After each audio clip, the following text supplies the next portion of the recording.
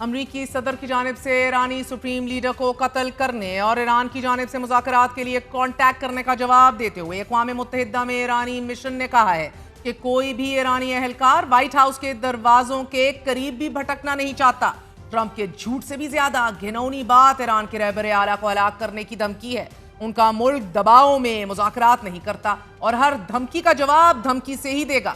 اسرائیل ایران جنگ سے متعلق ہر گزرتے لمحے نئی معلومات سامنے آ رہی ہیں۔ ناظرین، بہت سی خبریں ایسی بھی ہیں کہ جن کی فوری تردید بھی آ رہی ہے۔ پہلے عرب میڈیا کی جانب سے یہ خبر دی گئی کہ ایران سے 3 طیارے مسقط روانہ ہوئے ہیں، لیکن ابھی تک یہ معلوم نہیں ہوا کہ ان فلائٹس کا مقصد کیا تھا۔ پھر اس کے بعد یہ خبر بھی سامنے آئی کہ ان طیاروں میں ایران کی مذاکراتی ٹیم کے ممبران تھے کہ جو مسقط مذاکرات کی غرض سے جا رہے تھے، لیکن پھر کچھ لمحوں بعد ہی ایران کی جانب سے مذاکراتی ٹیم مقصد بھیجنے کی تردید کرتے ہوئے ایرانی وزیر خارجہ نے بتا دیا کہ ایران نے کوئی ٹیم مسقط نہیں بھیجی۔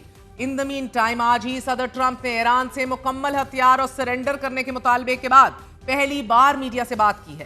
تاہم یہ ابھی تک واضح نہیں کہ آیا امریکی صدر مذاکرات کرنا چاہتے ہیں یا پھر ایران پر بمباری کرنا چاہتے ہیں، جبکہ سپریم لیڈر آیت اللہ خامنئی کا یہ کہنا ہے کہ ایران مسلط کردہ جنگ یا امن قبول نہیں کرے گا۔